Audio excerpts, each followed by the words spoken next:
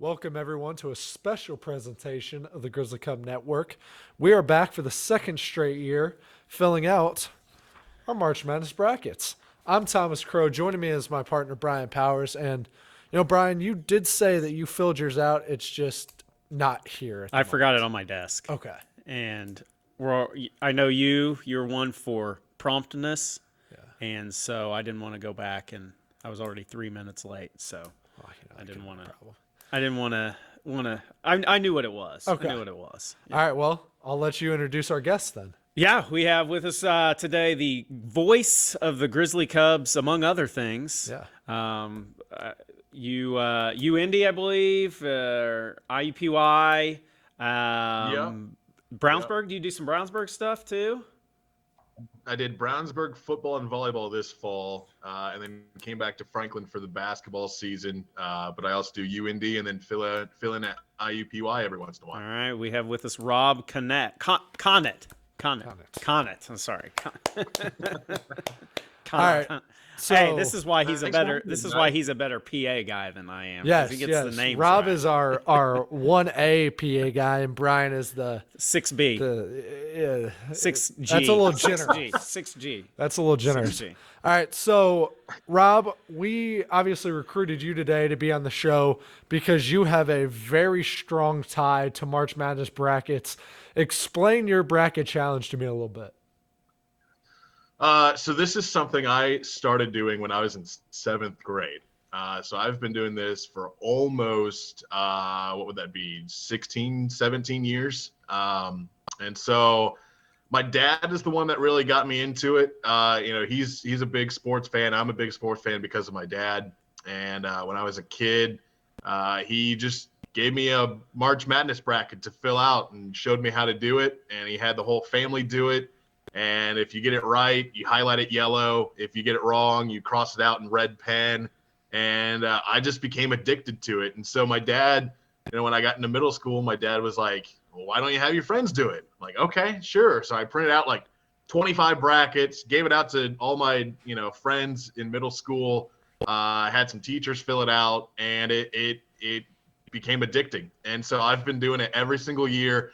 Obviously, besides 2020 because of the pandemic, but I've been doing it every year, and it's been fun to see different people from different parts of my life be a part of this. So, I went to Norwell High School up in Northeast Indiana, and so I still have some friends from that area, my hometown, that do this every single year. I went to Ball State. I got a lot of Ball State friends and even some professors that still do this every year. After I graduated college, I got my first full-time radio job down in Madison, Indiana, and did stuff there and Hanover College. And so I have some friends from down in Madison and some Hanover College alums that still do this every year. And now I've been in the Indianapolis area for 4 years, and I got colleagues and friends and high school students and coaches doing it. So I always tell people it's my favorite time of the year, because somehow I can bring people together for a few weeks, and we all have one common bond, and that is to rip up a piece of paper after 2 days. Yes. Now, how many people are in your bracket? I'm still collecting brackets. I give people until the morning of the round of 64. Yeah. So we're recording this on a Wednesday morning. So Thursday, tomorrow morning is your deadline to submit your brackets. When I was in middle school, when I first started this, I had 25, 30 kids. By the time of my senior year of high school, I had about 50 people in it. After I graduated Ball State is kind of when it became big. Last year, I had 198 people in my contest. And like I said, it's so fun because it's people from different parts and different times of my life all coming together. So, but we're about 200 people strong, and I'm curious to see how many total brackets we get by tomorrow. Now, is this paper brackets, or have you switched to computer? I still do it old school. I still do it old school and print out everyone's brackets. And people have asked me, why make it hard on yourself? Why don't you just, create your own little ESPN thing and have people do it electronically? I could, but like I said, it's addicting to me, and Yeah. it's kind of a tradition now. So people are, sending me pictures of their bracket on Facebook and Twitter and Instagram, and then I'll put it into a Word document, and then I will print out every single bracket. Here, I'll show you guys. Every year I buy like a 3-inch binder that will fit like 200 brackets or however many I get. But yeah, I'm crazy. I understand that.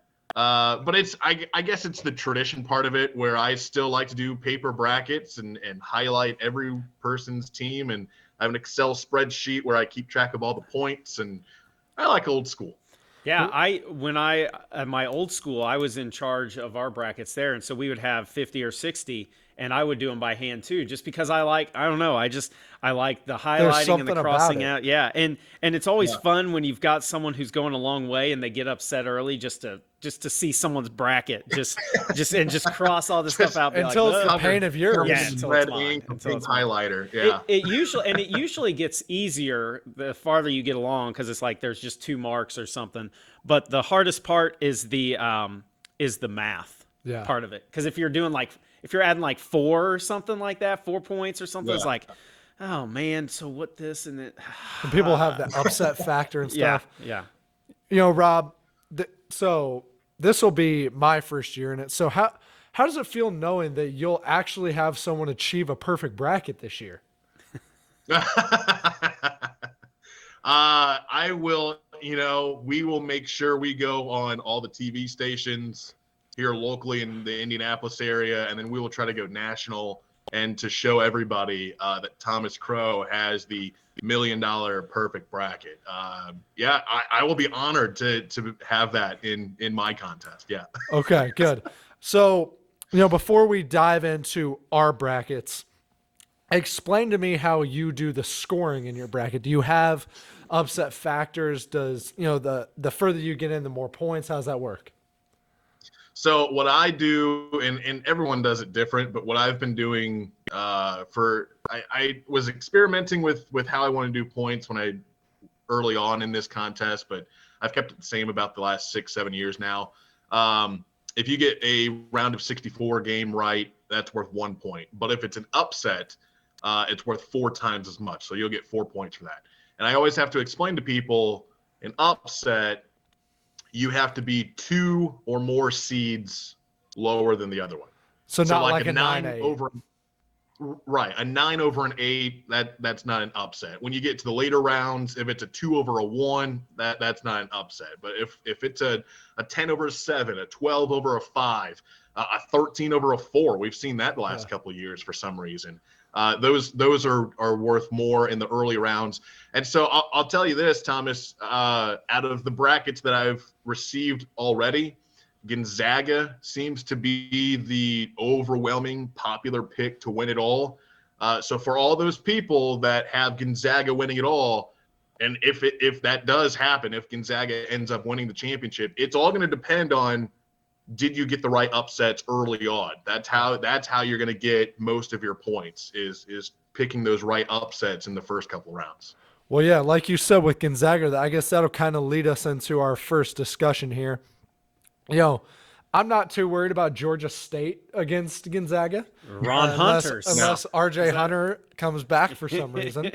But, later into the tournament, Gonzaga historically has not, they've been okay in the tournament, but historically they've never won. So why do you think people think that this is finally the year for them to win? I think their strength of schedule, I know you and I were talking before we went on air, and their strength of schedule is still like about 100. And that's because they play in the West Coast Conference, which isn't historically a strong conference. Gonzaga's won the conference championship 142 years in a row, something like that. But Gonzaga has done a better job over the last couple of years strengthening their non-conference. Boy, they can't. So we've looked at you can't they can't even play. You can't play anyone else if you're Gonzaga in the non-conference. They played everyone. Their strength of schedule in the non-conference was unbelievable. I mean, every time I looked up, I was just like, oh, they're playing another top 10 ranked team. Yeah, Duke, Texas Tech, UCLA, Texas, Alabama. Yeah. Yeah. Yeah. And Yeah. So I think that might be one of the reasons why people are saying, all right, they're a number 1 seed again. They went to the national championship last year, but lost to Baylor. But they bring it, Drew Timmy's gone, but they still have some of their top guys, the tall kid, Chet. Chet Holmgren. He's been incredible. Well, they still got Timmy, don't they? Yeah, Timmy's still there. Yeah. Kispert's Sorry, gone. Yeah. They still have Timmy. Yeah. Yes, I misspoke. Sorry about that. So they still have some of their top players, and like we said, their stronger non-conference schedule, I think impresses a lot of people. And when you look at their region, the West region, like you said, Georgia State doesn't really scare anybody. If it's Boise State or Memphis, I think Gonzaga can win that. You really got to look at Duke might be their only big top matchup, and that would be for a spot in the Final Four. Some people might say Arkansas. I don't know about that. Alabama. I don't even think Arkansas is making it past the first round. You don't believe in I got group? Vermont. Really? I got Vermont. Yeah. I can see it. Yeah. I think I don't know. I assume Rob is probably similar to me, but he's probably visited Ken Palm a time or two. And I had, I was looking at Ken Palm's a statistical. I know who Kenneth Pomeroy is. Yeah. Okay. Yes. Yeah. Yes. Wyoming graduate. Of course. So Arkansas is top 40 in offense and defense. So it actually took me a lot of energy and a lot of power not to have them beat Gonzaga in the Sweet 16. No, they're losing. Vermont's going to the Sweet 16. Vermont. So you have Catamounts Vermont over the Catamounts. UConn. Yep, Catamounts are coming out of there. They're getting they're resurrecting ghosts from what's the guy's name? Taylor Coppenrath. Taylor Coppenrath ghosts from back in the mid 2000s when my sports and basketball fandom was another level. Like I could sit here and name all the players, and well, not all of them. But So most of them, do you have Gonzaga losing to Vermont then? Oh, I'm not an idiot. Okay. No. Okay. So the top 4 games of the bracket, Brian has Gonzaga advancing over Vermont. I have Gonzaga beating Arkansas. Rob, what do you have in that top section? Yeah, I also have Arkansas making it out past Vermont and past UConn. And that's, I think that's the thing is Gonzaga's path to the Final Four might be the easiest out of all the number 1 seeds, and I think that might be another reason why a lot of people have them, going to the Final Four or the championship or winning it all. Texas Tech might be. I think Texas Tech and Duke would be a good matchup in that Sweet 16. But I still got Gonzaga and Duke. I always want to pick upsets. Obviously, you got to pick upsets. But looking at that West region, Brian, I like that you went with Vermont and a classic 12/5. You could have New Mexico State over UConn. I've seen some people pick that as well. Here's my thing. Here's my thing for that is that's in Buffalo. So you've got UConn there in Buffalo, New Mexico State coming across the country. You've got Vermont there in Buffalo. So I think in that the round of 32, the UConn-Vermont matchup in there in Buffalo, I think that's going to make it somewhat of a home court advantage for them. I'm not real sure how well Arkansas travels. This is not football, so I would assume they're looking at that Buffalo drive and thinking, I'm not going up to Buffalo in March. And Vermont's going to have a healthy dose of fans there, I think. Okay. Yeah. So then that's a good point. So the bottom of yours, who do you have in your Sweet 16 of that bottom section, Brian? So I have Texas Tech and Duke. I have Texas Tech actually over Rutgers, though, which depending upon tonight's game, I may change it to Arkansas, but I have Rutgers there.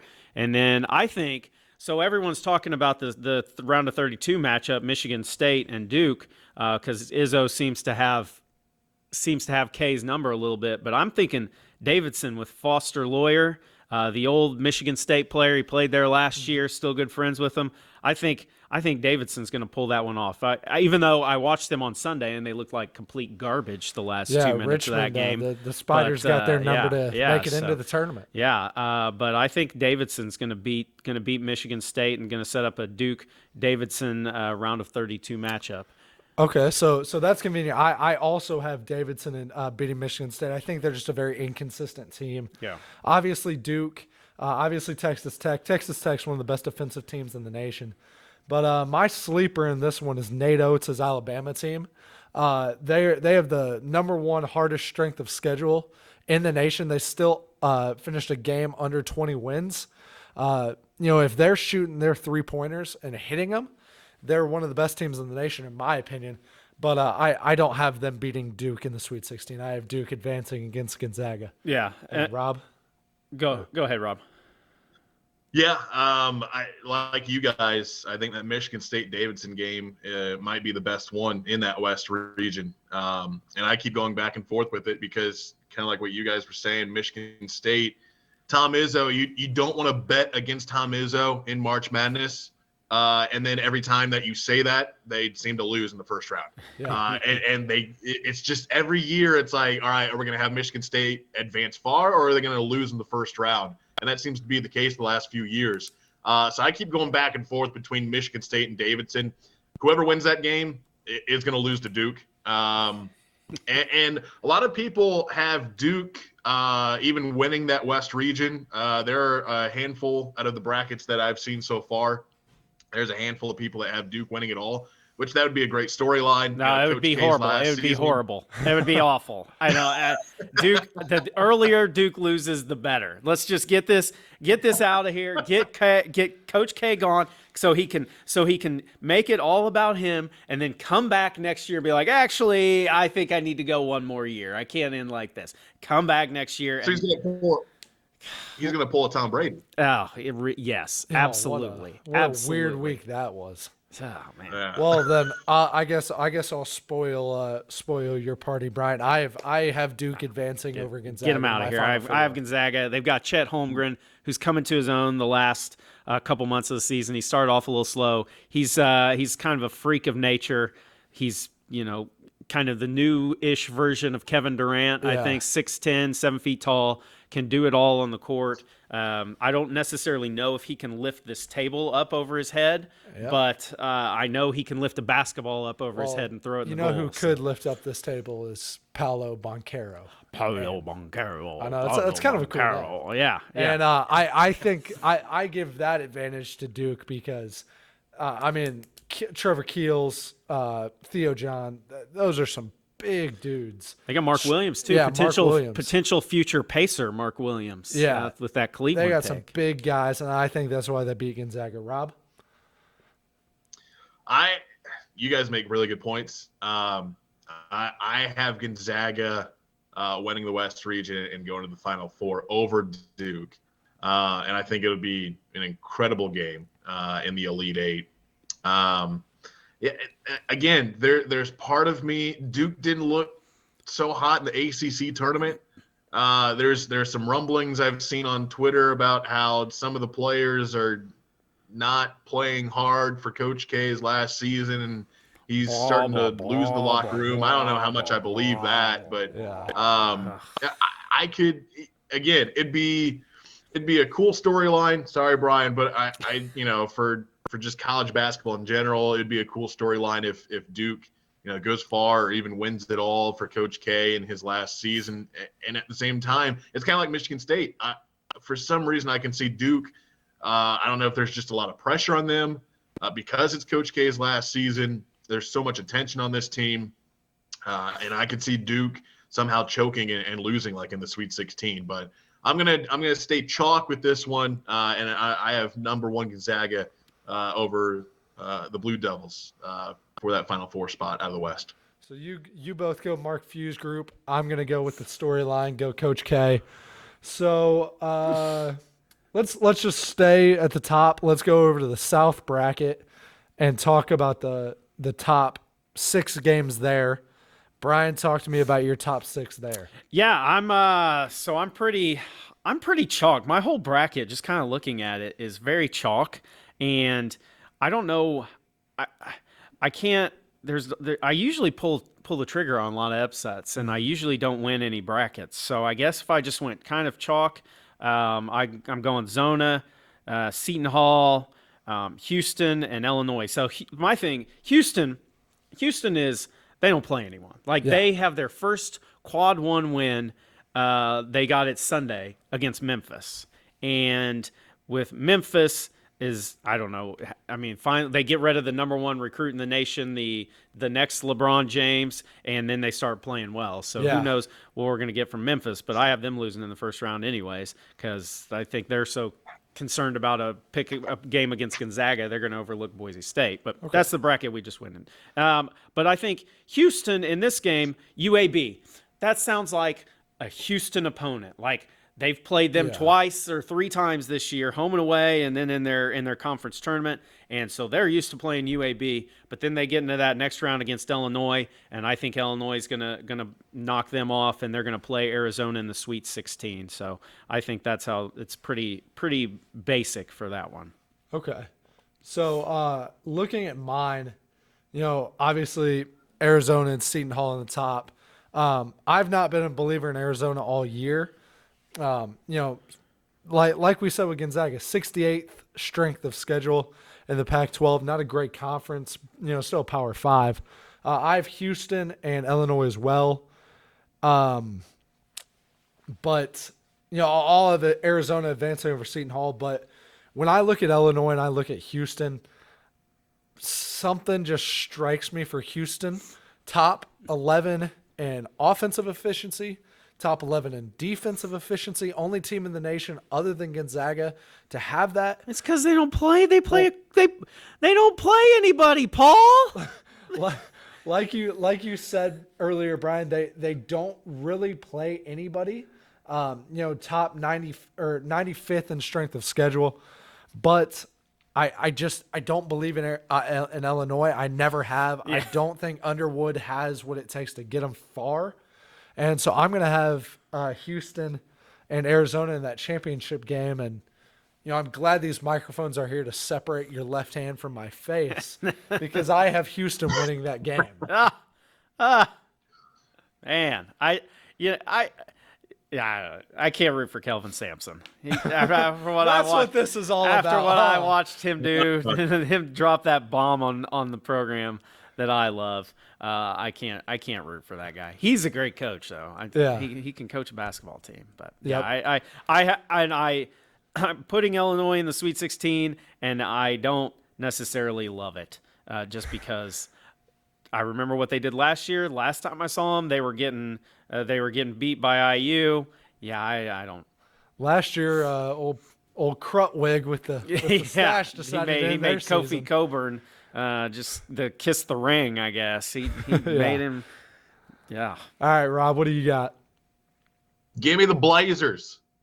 Okay. You guys keep talking UAB and Houston. I think this is your 12/5. I think UAB, and like Brian was saying, Houston as a 5 seed, but that conference they didn't really play a whole lot, like you were saying, and for some reason I see this as your 12/5 if you're going to pick one of them. So I got UAB over Houston in that matchup. Illinois and Chattanooga. Chattanooga. Do it. Do it.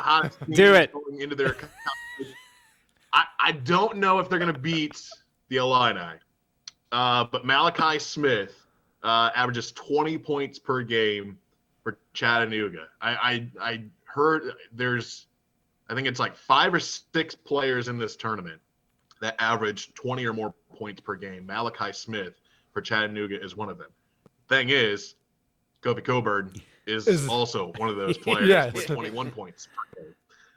So I think Illinois will do it, but I would not be surprised if this is like down to the wire type of game. I think Chattanooga could put up a fight against Illinois, but I got the Illini against UAB. The other top of that,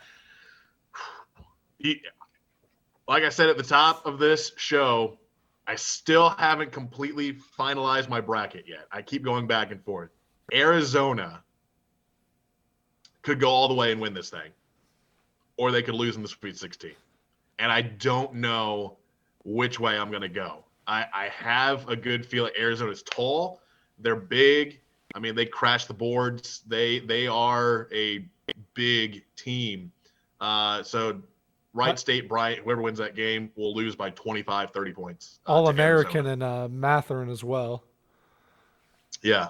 Yeah. Seton Hall and TCU, this is your classic 8-9 matchup that could go either way. I got Seton Hall on this one.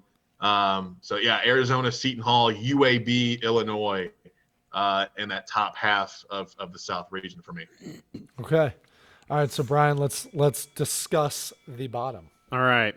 So we got Colorado State and Michigan in Indianapolis. Michigan, their team, this season to them has got to be a disappointment, but they're coming back to Indianapolis where they had so much success in the Big Ten Well, at least they're close to home. Yeah. So they're close to home. So once they get beat by Colorado State, that'll be an easy drive for them back home. So it's getting closer to summer, so it probably can't be that cold in Michigan anymore. Nope. So I'm going Colorado State. We got Tennessee and Longwood. Tennessee, they have an argument to be a number 1 seed. Yeah. And they're a 3 seed. I think they're going to get on a little run here, as evidenced by my bracket. Loyola and Ohio State. Ohio State's been struggling. They struggled in the Big Ten tournament against Penn State. They were missing some players, but I think Loyola Chicago, they've got Sister Jean Magic. They've got some players from that Final Four run still. Lucas Williamson is one of them. He's a senior, and I think they're going to beat Ohio State. And then Villanova and Delaware. Obviously Villanova's going to win that one. And then I've got Villanova and Tennessee in the Sweet 16 on that one. Okay. So looking at mine, I'm with you on Colorado State. They were a ranked team going into this tournament. Michigan, and they were the last team to lose, I think, this year. Colorado State was. Yeah, and then Tennessee is on a roll. They are dominant right now. I mean, watching them in the SEC tournament was impressive. Loyola Chicago, like you said, they have Williamson, they have Braden Norris. But more than anything, they have Sister Jean. Yep. That is all that matters. Yep. And I don't believe in Ohio State. I believe in the power of Sister Jean. So I have them. I have Villanova beating Loyola Chicago, as well as Tennessee beating Colorado State. And then I just don't think, Gillespie's good, but I don't think Jay Wright has a strong enough team to get past what Tennessee has. So I do have Tennessee losing to Houston in my Elite Eight.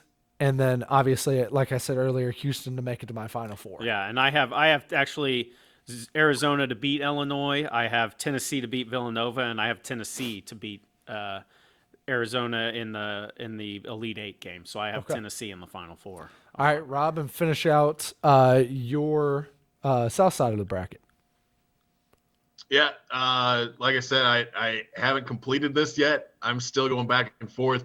But if a team's going to beat Arizona, it's going to be Tennessee. The Volunteers, like you guys have said, have been strong. They've already beaten Arizona once this year, and they've beaten Kentucky twice this year. Tennessee, like you said, I was surprised to see them as a 3 seed, knowing what the selection committee has to go through to actually put all the pieces together for a bracket. It might have been a situation where Tennessee was going to be a 2, but because of all the different rules and things filling out a March Madness bracket, they might have had to slot them into that 3 seed. They're the strongest 3 seed in a very long time.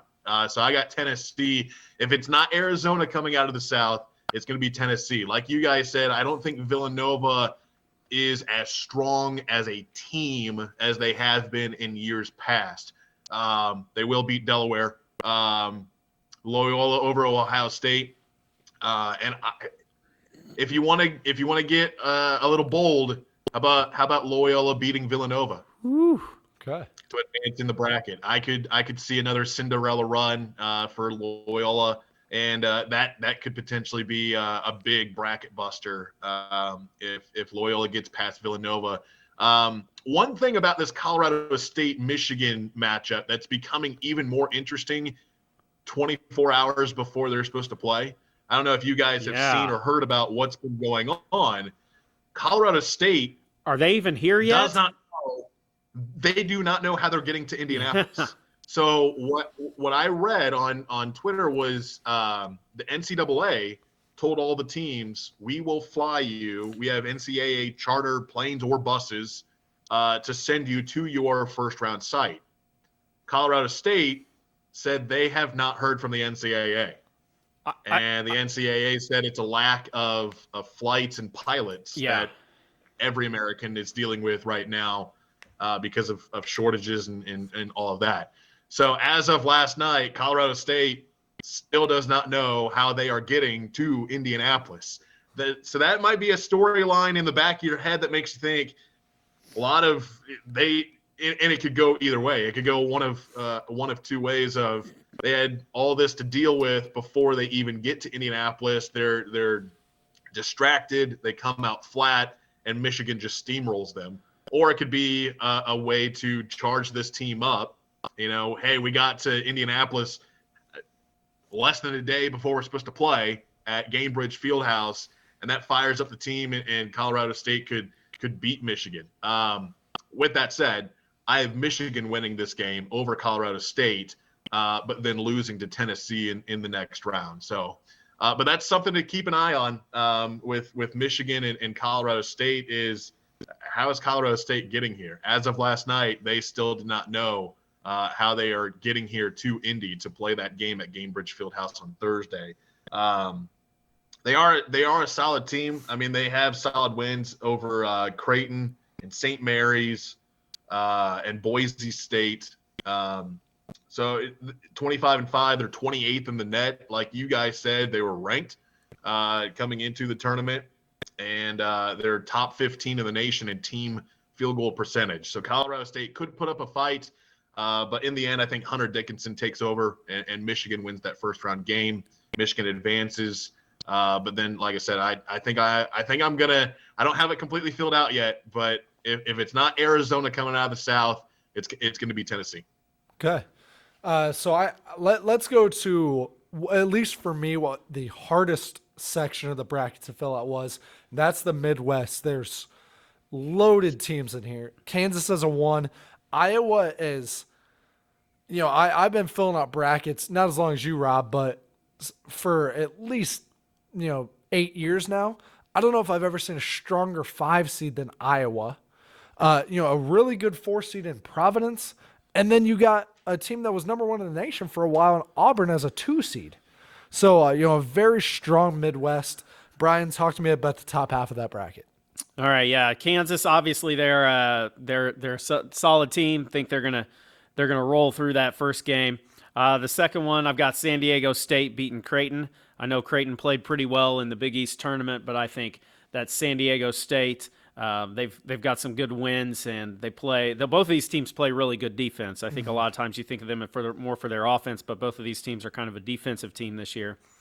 Iowa, Richmond. I saw Richmond play on Sunday, so I can't. And they won, and then I saw Iowa play on Sunday as well. I think Iowa's just playing. I mean, they're one of the best teams in the nation right now. The way they're playing, they beat Purdue, they beat IU. The way their offense is clicking. They beat IU, though. Yeah, but they're playing defense, which you don't see normally. I'm looking forward to Iowa.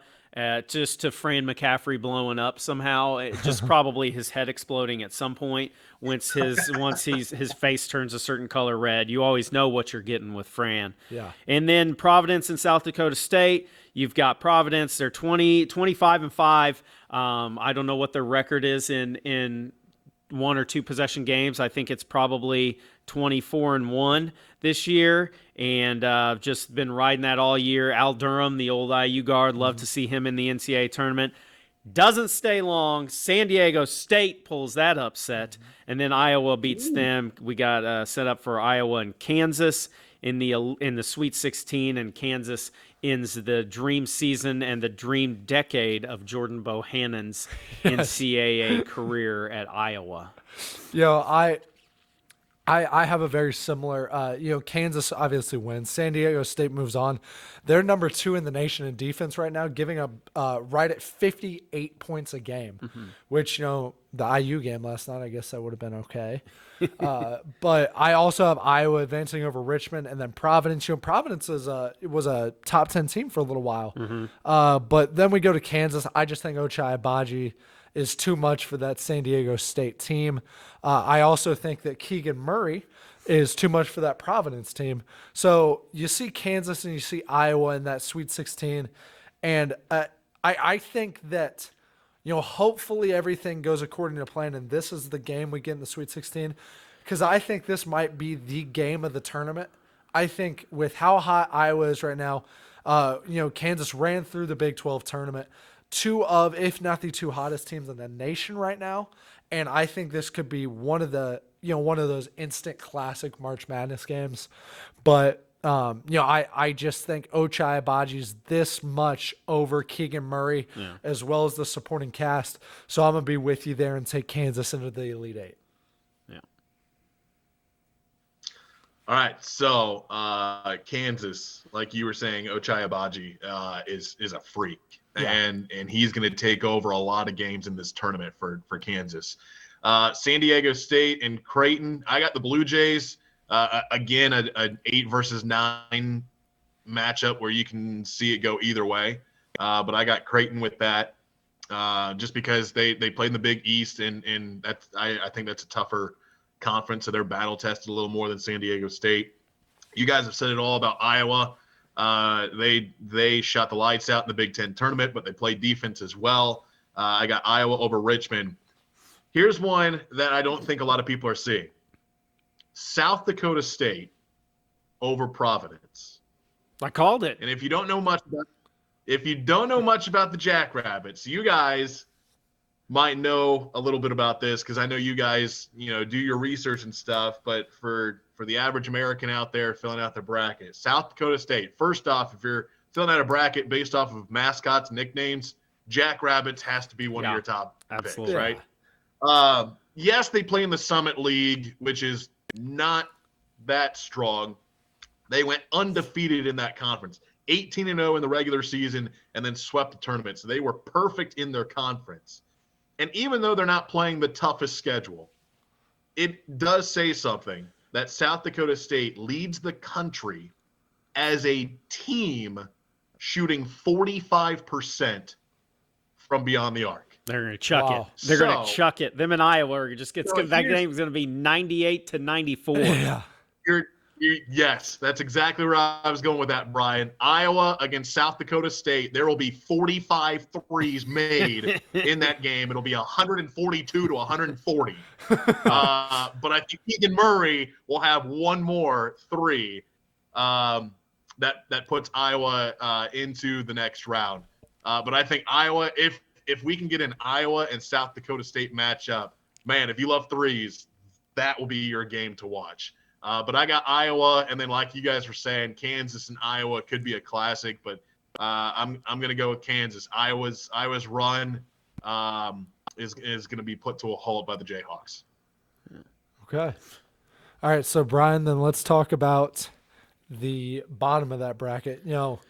Gosh, I'm looking at my bracket now, and you're making me wonder, Rob. South Dakota State looks real good right now. Yeah. So we've got the bottom here. We've got LSU and Iowa State. LSU, obviously, with their head coach, Will Wade. He just got fired. He did just get fired. So I think, when you take that into account, I think that is an overall positive, because Will Wade seems like a horrible guy, and I don't even know if he's that good of a coach. So I think LSU is actually going to win this game. And then Wisconsin and Colgate. Love to pick Colgate because I can't stand Wisconsin. Don't get me started on Brad Davison or Tyra Buss. Really, for that matter, you can go back to Wisconsin. I don't care what you did for IU. And so we've got LSU and Wisconsin. I'm picking LSU because I can't pick Wisconsin because I can't stand them. So, and even if Johnny Davis becomes a Pacer, which I've seen in some mock drafts, that's great. I'll like him, but right now He plays for Wisconsin. He's a teammate of Brad Davison, and I cannot wait to watch them lose and watch Brad Davison yell at another assistant coach on the sidelines. I do not know if I've disliked a player more in college basketball, which is bad to say because I'm 42 years old, and I'm saying this about a 29-year-old in Brad Davison, but I don't care. Just a more dislikable. I love that we talk about research and numbers and stats, and that's thrown out the window when we get to Wisconsin. I can't stand him. I don't care. I don't care. You have Johnny Davis. I don't like you. You're gone. Go LSU. If I was a sports book, I would have put the over under at about 15 minutes that Brad Davison slander was started. I'm proud of you that you made it this far. He's on, but it's because this was the first time that we got to him. It would, if you would have, if we started down there, first, it was 5 minutes. within 2 minutes. Okay. I mean, just watching him, just complain to the refs, just watching him yell at the assistant coach who got punched by Juwan Howard in his neck. I don't know what. Oh my God. Okay, moving on. Yeah, USC and we Miami. could be here all day with that. USC and Miami trying to figure out in this one 7-10 matchup which one's football program is more back. I think Miami's because I think they got really good on their coaching staff. I know USC got Lincoln Riley, so I'm just picking Miami. I'm just picking Miami. And then Auburn, obviously over Jacksonville State. I've got Auburn over Miami. We've talked about LSU, and then I've got Auburn over LSU. That sounds more like an enticing matchup in sometime in November on the football field, but it's not. It's in the basketball court, and I got Auburn and Kansas, and I've got Kansas in that one. Okay. So the bottom of my bracket as well, if they had not fired Will Wade, with how Iowa State is defensively, I might have taken Iowa State. I probably would have. But I did some research on the new assistant coach that is taking over in the interim role. A lot of guys seem to really like him a lot more than they ever did Will Wade. So I have LSU. I have obviously Wisconsin, but I'm going to take LSU to take over Wisconsin as well. Yeah. Wisconsin, just they're not top 30. They're not within the top 35 on offense or defensive efficiency. LSU's fourth defensively, so I think they're going to shut Johnny Davis down. And then at the bottom, I'll take USC, Auburn to beat them, Auburn to beat LSU in that section. And then I'm going to have to go with the Jayhawks beating Auburn. I don't think Jabari Smith is going to do enough for Auburn. And I think he doesn't have enough around him in terms of what Ochai Agbaji has around him. So I'm going to have Kansas advance to the Final Four there. I didn't realize how much of a football region this was until you guys mentioned Iowa, LSU, Wisconsin, USC, Miami, Auburn, and South Dakota State. And Kansas. What about don't forget about Kansas. We're getting there. They're rebuilding. They're getting there, I guess. They're still a basketball school for now. Yeah. But yeah, the more you guys talk about LSU and Iowa State, I was thinking the same way about, LSU fired their coach and that might be a distraction. Iowa State could win, but I still got LSU winning that as well. I also got Wisconsin, but sorry guys, I have Wisconsin advancing over LSU. USC and Miami, I really think could be a coin flip with a 7-10 just for upset points potentially. I'll go Miami over USC. And Auburn over the team that should be Bellarmine. But instead it's Jacksonville State because the ASUN is stupid and the NCAA is stupid when it comes to everything. NCAA Yeah. is stupid when it comes to everything. I mean, it really does not make sense of you got a team that went up from D2 to D1. They're only in their second year. And they're beating all the other teams in their conference. Yeah. Let them play. Yeah, absolutely. I understand the rule, but I don't understand why the transition phase has to be 4 years. Yeah. I guess maybe to get rid of if they were freshmen and seniors. Yeah. I think that's why it is. But if a team is just their second year of D1 and they're smashing other teams in their conference, I think Bellarmine. Anyway, that's all. I'm getting sidetracked. Auburn will beat Jacksonville State by 20. I actually have Let's see. Auburn over Wisconsin, and then Kansas beating Brucey P and Auburn for a spot in the Final Four. Okay, so that was the first bracket that we all kind of came in agreement on. Okay, so as of right now, Rob, you have Gonzaga, and then either Arizona or Tennessee, and then Kansas. Yep. Brian, you have Gonzaga, and then you chose Tennessee, and then you have Kansas. I have Duke, Houston, and Kansas. So let's go to our East bracket, and Brian, let's talk about that top. All right, Baylor over Norfolk State. There is Norfolk way, pal, that Baylor is going to lose to Norfolk State. How long has that been in your brain? 10 seconds. I actually just thought about it. It's an old Bob and Tom. It's an old Bob and Tom bit, actually, that they can't even play anymore. And then the next one, North Carolina and Marquette. I don't know. I guess I'll go with North Carolina because they ruined Coach K's final home game. So we'll give them some credit for that. St. Mary's in Indiana. I'm a Hoosier, so I'm going to go with IU. After watching last night, I was laying there watching it, and I was like, I don't really know why I think IU is going to beat St. Mary's, but whatever. I think, they've got a shot at them, and 5-12 always wins. And IU couldn't play very well last night. I heard a lot of people talking about the ball, that it was actually the ball is brand new. It's a different kind of ball. It looked comically orange on TV last night.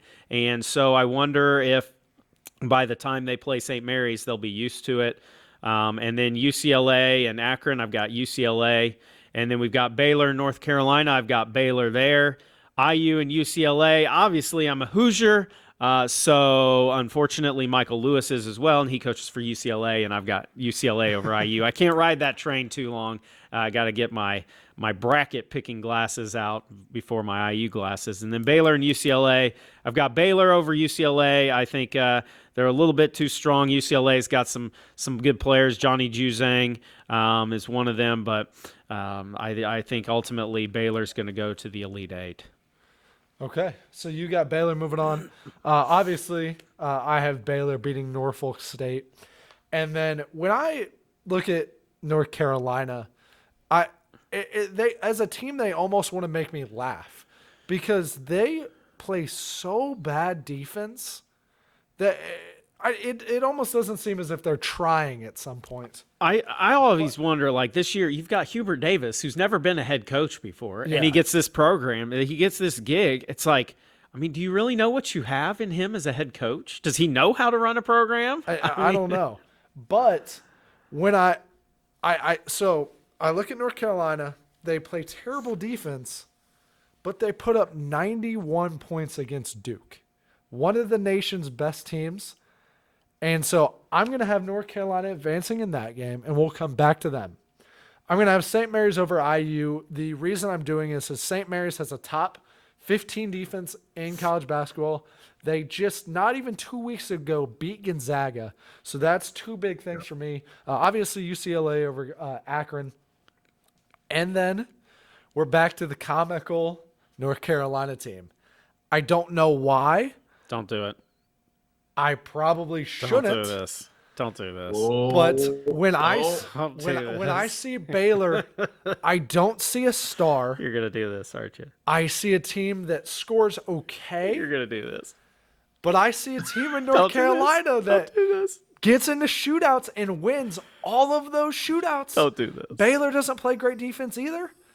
North Carolina's moving on to the Sweet 16. I don't know what it is. I'm gonna look a fool in about a week, but I'm telling you, something about North Carolina just hits for me. UCLA versus St. Mary's. I don't know what it is. I think St. Mary's. I actually watched a decent amount of that St. Mary's Gonzaga game, and they control the pace very, very well. And UCLA has been a team that has tried to always be high-paced. I think St. Mary controls the pace very well in that game, and I think St. Mary's moves on. And unfortunately, this is where my ride of the Tar Heels ends. I'm going to have St. Mary's actually moving on to my Elite Eight. So in that top 7 bracket, I got the 5 seed St. Mary's. Let me tell you, Thomas has got a lot riding on a couple games tomorrow. Yeah. Because if UNC and St. Mary's both go down, that bracket is it's done for. Done. So before you guys said all of that about your picks, I was going to say that if the last couple of years, I feel like there's one region where it just blows up and there's so many upsets. This will be the region this year that has all the upsets. So Thomas, you're not crazy for thinking North Carolina could beat Baylor. You're wrong. My thinking was Baylor is not the same team that you saw a few months ago because of all the key injuries to their key players. They're not. If you ask me who's the weakest 1 seed out of this tournament, it's Baylor because of all those key injuries that they have. And like you said, if North Carolina can go into Duke where they're celebrating Coach K and beat them, they have potential to beat a team like Baylor. Yeah. So you're not crazy for thinking UNC over Baylor to advance to the Sweet 16. I usually do my normal bracket and an upset bracket. My upset bracket, I have UNC over Baylor. So like you said, now we'll go back to the normal bracket. Yeah. The normal bracket, I think Baylor, again, even with those key injuries, like you said, UNC is a team where, okay, you beat Duke at their place on the night where they're celebrating Coach K. At the same time, that's a rivalry game. You throw out all the records when it's a rivalry game, no matter what level you're at. Mm-hmm. We all know that. And so I have Baylor beating UNC, but with an asterisk because it's one of those games where it depends on which North Carolina team shows up. Baylor could blow them out, or North Carolina could pull up a huge upset. Yeah. The other part of this, the exact same thing. Before last night, I said if IU wins their play-in game, they will beat St. Mary's because every year there is a play-in game or a play-in team that advances at least to the Sweet 16, makes a big run. UCLA and IU could be that team. Yeah. And that's coming from a Purdue fan. I'm just saying. With that said, after watching last night's game, Brian, I'm with you. Yeah. I don't know. And Thomas brought up, St. Mary's has one of the best defenses in the country. They can shut down. If they can shut down Trace Jackson Davis, oh man, it might get ugly for the Hoosiers. So with that said, I have St. Mary's in my normal bracket. In my upset bracket, I have IU. Again, this entire region, it's like every matchup could go either way. Yeah, really. But I'm going to go St. Mary's over IU, UCLA over the Zips of Akron. Again, St. Mary's has a good defense. If the team that beat Gonzaga shows up, they can beat UCLA. But there's just something about, I don't know if it's just a rooting interest, but I just like seeing Johnny Juzang and Tiger with his hair flopping all over the place. I want to see UCLA make it far. I don't know if they're going to make a big, huge run like they did last year, but I could see UCLA beating St. Mary's to go to the Sweet 16. Okay. All right, so then let's talk about the bottom. Let's talk about this bottom part as an IU fan. All right, so Texas, Virginia Tech. I saw Texas's coach talking about how Chris Beard talking about how there's players on the team who think they have all the answers and they don't. It's always a good thing when a first-year coach comes in and says that. First-year coach who really necessarily hasn't had too much success. I mean, they made it to the Final Four last year. They've done all right, but I don't think that's a good recipe, so I'm going Virginia Tech. They're hot. They got Buzz Williams there. They made it to they won the ACC championship. They won the ACC championship. They're on a roll right now. Purdue and Yale, smart school. They know how to play the game right. They're going to get out there. They're going to run their sets. It's not going to matter because Jaden Ivey is going to be the best player in the court and Purdue's going to beat him. I think it may be a little bit closer than some people think, but not too terribly close. Murray State, San Francisco, that's going to be a fun game. Yeah. Both those teams like to get up and down in Indianapolis, so that'll be cool. I think San Francisco in that just because I don't know. I may switch that up, but Murray State is 30-2, and actually, you know what? I'm going to switch that right here. Yeah, it doesn't matter, but I'm going to switch it. Other than I'm going South with Murray Dakota, State. they have the longest winning streak in college Yeah, basketball. so we're going with Murray State. Kentucky and St. Peter's. You know, Peacocks, baby. there's something. This is going to be a frisky little game. I think it's going to be a frisky little matchup for UK. They got the Big Blue Nation in Indianapolis on St. Patrick's Day, which, let me tell you, downtown Indianapolis on tomorrow. Oh, it's gonna be nuts. 70 degrees. You've got UK. You've got Michigan. You've got Tennessee going to be in town. Stay away from downtown. It's going to be too many people out on St. Patrick's Day downtown, 70 degrees. But UK is going to win that. Virginia Tech and Purdue. Virginia Tech, like we said, on a roll, won the ACC. Purdue, can they play any defense? They can play enough. They're going to beat Virginia Tech. And then you've got Murray State and UK in the Sweet 16 there, or for the right to go to the Sweet 16, the little state rivalry. I've got UK in that one. They're just their guards are too strong. So we've got Purdue and UK. And UK's got strong guards. They've got a great athletic lineup of guards. Purdue doesn't play any defense, and unfortunately, I think this is where Purdue's dream season comes to an end against UK in the Sweet 16. And then I've got UK and Baylor in the Elite Eight, and I've got Kentucky. As much as it pains me, which it's going to keep paining me with Kentucky to say as an IU fan, but I think Kentucky is going to make it to the Final Four. Yeah. So you've got Purdue and Kentucky playing against each other, and it's like, I don't know, can there have a game where no one wins? Because that would be good. So, actually, unlike you, I think Chris Beard is a top coach in college basketball. I think he's going to take Texas over Virginia Tech. No problem there for Purdue. Murray State has won 20 in a row. They're top 40 in offense and defensive efficiency. I have them over San Francisco. And, interestingly enough, I pay a lot of attention to these brackets. Sunday night, I spent probably an hour filling mine out, really, really looking in depth into it. Didn't even see St. Peter's as a team. Maybe they were just buried in the bottom left corner. I don't know what it was. But if you asked me if St. Peter's was in the tournament before we started, I would have said I have no idea. I don't think so. But after the first game, they're not going to be any longer. KU beats them. UK, of course. Yes, sorry. Already got it. Boy, KU.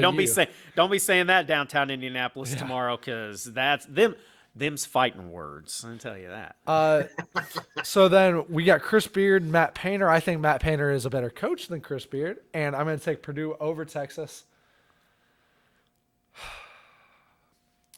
And then we have the 7-2 Murray State Kentucky matchup. Murray State's won 20 in a row. They're top 40 and everything. And I want you guys to remember this guy's name. He's 6'10". His name is KJ Williams. He averages 18 points, 8 rebounds. He is going to dominate Oscar Sheboy. You're going to do it. And Murray State is going to beat Purdue in the Sweet 16. Woo! I don't know what it is, but remember that. When that happens, I'm going to pull this video back up and show everyone. Do it. Then we got Purdue beating Murray State. St. Mary's, the Gales, wonderful trip to the Elite Eight ends with Purdue. And I have Purdue in my Final Four. Rob? All right, so I guess Thomas was taking a look at my cheat sheet, my upset bracket. So again, I feel like I'm cheating because I keep going back and forth between my real bracket and my upset bracket with the East region. But Texas and Virginia Tech, I think, like you guys have said, it's going to be a good matchup. But I think VT is going to ride the wave that they are currently on, winning the ACC. So I got Virginia Tech over Texas in an upset. Purdue, my Boilers over Yale. As a lifelong Purdue fan, I don't know what I should expect or what I should be more prepared for. Purdue going on a big run and making the Final Four finally, or losing to Yale in the first round. I don't know. I love Purdue, and it pains me every time I think about the year they lost just a couple years ago when they lost to Virginia in the Elite Eight. that team with Carson Edwards, I thought had the best shot of Purdue finally getting over the hump and making it to the Final Four. So when Virginia beat Purdue, I was heartbroken and still heartbroken. With this team, and again, this is coming from a lifelong Purdue fan, Jaden Ivey has so much talent. But there are times, almost every game when I'm watching Purdue, where I am screaming at my TV saying, "What are you doing? Pass the ball. What are you doing? Stop dribbling in between 3 defenders." And then he'll make it up because he makes an acrobatic NBA type of layup. And I'm like, okay, I love you again. You're good. You're fine. I love Jaden Ivey. And then he'll do it again where it's like he holds the ball for 25 seconds. The shot clock is down to 5, and he dishes it out to a teammate, to Sasha, who's not ready for it, and he chucks up a 3. And it's a love-hate relationship. Jaden Ivey has so much talent. He's going to go to the NBA. I already know it. I personally think he should stay one more year and get better. I think he still has some things to work on. With that said, he's far more talented than anyone on Yale. They might be smarter, but Purdue is a better basketball team. So I got Purdue beating Yale in that first-round matchup. Murray State over San Fran. Kentucky over the Peacocks. Again, if you don't know anything about basketball and you're filling out a bracket based off of nicknames, Jackrabbits against Peacocks. Yep. All the way. Yep. Go for it. But if you do know something about college basketball, Kentucky will beat St. Peter's. Don't do that. Or if you know something about college basketball and don't pay enough attention, you think Kentucky just has a bye in the first round. It might feel that way. Yeah. I don't know. I think, when we look at the final score of that one, it might basically be a bye for. Gosh, for when Kentucky. St. Peter's beats Kentucky, it's going to be crazy. Oh, that would be Lehigh over Duke. From whenever that was, 2012 or whatever that was. Yeah. No, I think Kentucky wins that. So I got Virginia Tech against Purdue. Again, it's one of those matchups where I get nervous because I'm a Purdue fan. I think Purdue can do it. In my upset bracket, I got Virginia Tech. But in my real bracket, I got Purdue. Okay. Murray State against Kentucky. Thomas, again, one of those situations where you thought North Carolina over Baylor, not a crazy idea. Murray State over Kentucky, not a crazy idea. That's what I got in my upset bracket. Okay. Let's see. So you got Purdue. In the end, I got Kentucky. Rooting for Murray State. My heart says Murray State. My head says Kentucky. And so I got Purdue against Kentucky, and then Kentucky beating my Boilers. And then it would be Kentucky over Baylor. So I got Kentucky in the Final Four. Okay. So let's discuss the Final Four. We'll get to our championships and then pick our winners once we all get through. Okay. I've got Gonzaga, UK, Tennessee, and Kansas in mine. And here's the thing. This is what I always say about the bracket. Everyone loves the upsets. Everyone loves upsets until like the first round. And they like the little upsets. Mm-hmm. Like people always say, I want the madness. I want it all. Like, no, you don't. No, you don't. Because then you'll get a matchup like Houston and Ohio State. Nobody wants that in the Elite Eight. Like, you want Arizona and Tennessee. You want your nice 3-14 upset, your 4-13 upset. You want that stuff, the occasional 15-2. Like, I want complete anarchy in this bracket. No, you don't. You want Gonzaga and Duke. You want Baylor and Kentucky. And then in the Final Four, you want Gonzaga and Kentucky and Tennessee and Kansas. That's what you want, because you don't want Colorado State in the Final Four. No one wants that. So, anyways, that's my tangent on that. Everyone's like, I love the chaos. No, you don't. It's not what you want. I think people say that if they have Arizona winning it all and Arizona ends up losing, like if your champion loses in like the first or second round, then that's when you're like, fine, screw it. Like, everyone. Anyone can go down. Don't care. The whole, you're rooting for the underdogs. Yeah. Once your team is out and your bracket's toast, that's when. But if you pick if you have some of the little upsets early on, but in the end, like you said, Brian, you have Arizona, Gonzaga. obviously you're rooting for that to happen, Yeah. so you look like a genius. Yeah. But if your champion loses in the first or second round, then you're like, complete chaos, let's go. Or you're just like a big college basketball fan. Yeah. Like, I don't who's really have this a team. Elite Eight? Providence and USC. What? No, I'm not watching that. I don't care. That's dumb. That's dumb. So, Yeah. All right. So, anyways, I've got Gonzaga and Kentucky in one semifinal. I've got Kentucky winning that. I think I don't know. My dad's gonna kill me. I've got Tennessee and Kansas, and I've got Kansas winning that one. So I've got Kentucky and Kansas in the championship game. Okay. So when I originally filled this out on Sunday night, I actually did have Kentucky in my Final Four, and I actually had Kentucky winning or making the national championship. But once I did more research into Murray State, like I said, I now have Murray State beating them, so I had to do some switcheroos, and I now have Duke versus Purdue in that first Final Four matchup, and I think Duke is going to overwhelm Purdue. I think that Coach K is going to just completely outsmart that really, really rough defense that Purdue has. And I'm going to have Duke advancing there. And then as bad as it is to say, I think my Houston Cinderella team is going to end at the Final Four. I have my Jayhawks going to the national championship against Duke.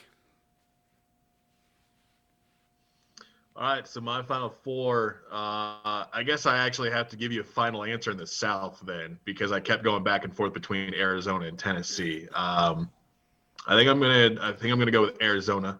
So I got Arizona over Kansas for one spot, and Gonzaga over Kentucky. So you got Gonzaga and Arizona in the national championship. And I'm going to go Wildcats. I think it's, again, going back to what we talked about at the very start of the show. Gonzaga, everyone's picking them.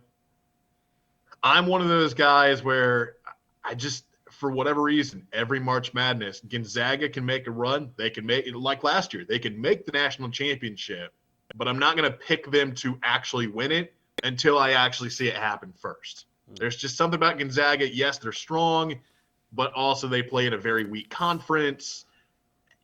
And there's just something about me where I can't make myself pick Gonzaga to win it all. So I'm going to go Arizona over Gonzaga. The Zags are runner-ups for a second straight year. But give me the Wildcats. I'm feeling Arizona. Okay. I'm taking the Wildcats too, but they're the Kentucky Wildcats over Kansas in the championship game. I just think this is kind of their year. Coach Calipari, I think, may go out after this year, maybe try and get an NBA job or something like that. But I think this is, Kentucky and Kansas in the finals. College basketball, two teams that do it the right way. They're clean, never been necessarily in any trouble. So they just really like to just play by the rules, are both of these teams. And one more thing I want to point out is, why is the Final Four and the national championship game on TBS? Like, you've got your biggest event of the year, and you're going to throw it on cable? I know, people can get it, and it's streaming and all that stuff, but once again, I think ever since to actually answer your question, Brian, when CBS and Turner Sports came together and decided that they're going to do March Madness together, whenever that was, a long time ago, every year they flip-flop. Yeah. So last year was CBS. This year it's TBS. They go back and forth every year. It's all about the money. Yeah. It's all about the money. Yeah. In the end, this is all about money. Yeah. Of course. Okay. So, Rob, you have Arizona. Brian, you have Kentucky. I'm going to go with the Jayhawks over Duke. I think that when you look at March Madness teams, you need a star. You need a good, team around them, and you need a good coach. Bill Self's one of the best in the nation. Jalen Wilson, David McCormick, Christian Brown, and then a great bench. Remy Martin was Pac-12 Player of the Year last year. He hasn't played great. Yosefu from Drake. They've got Jalen Coleman-Lands, who's he's a seventh-year senior too. I think he's in the Brad Davison path. Yes. And when you look at a star, I don't think there's anyone in college basketball I'd rather have than Ochai Agbaji. He's gonna be a star, and I think it starts this week. Ochai Agbaji and KU wins the tournament for me. All right. We got three different champions. Yeah. Yeah, I like it. I like it. I like the variety. Okay, so we'll have to make sure we take a picture and send our brackets to you, Rob.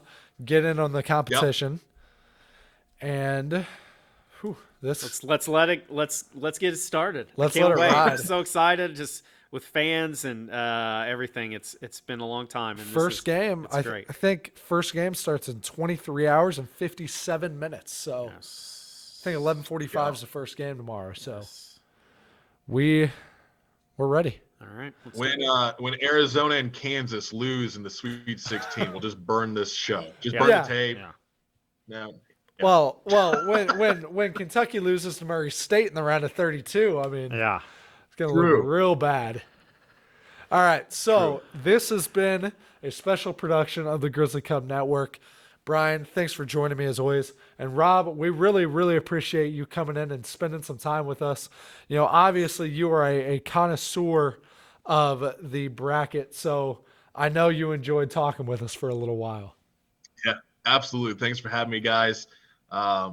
Really appreciate it, and it's always fun talking about this because like I said, it's fun to have so many people come together for just a few weeks. You know, it doesn't matter, you know, if you're Republican or Democrat, or you know, everyone can have their differences on a whole bunch of things, but the whole country comes together for March Madness, and that's why I like it. And obviously, we can also talk about teams and players and sound like we're geniuses, and then you know, when our teams lose in the first round, then we look like idiots. So that's the fun part of March Madness. And whether you are a big March Madness college hoops fan and you're like Thomas and you spend an hour filling out your bracket, looking at all the stats and numbers and stuff, or if you fill out your team based off of you know, team colors, if you like blue over red, you know, it doesn't matter. It's always fun. You can always get anyone and everyone to fill out a March Madness bracket. So fun time. Thanks for having me, guys. Really appreciate it. Yeah, absolutely. This has been a production of the Grizzly Cub Network. I'm Thomas Crow. Thanks for watching.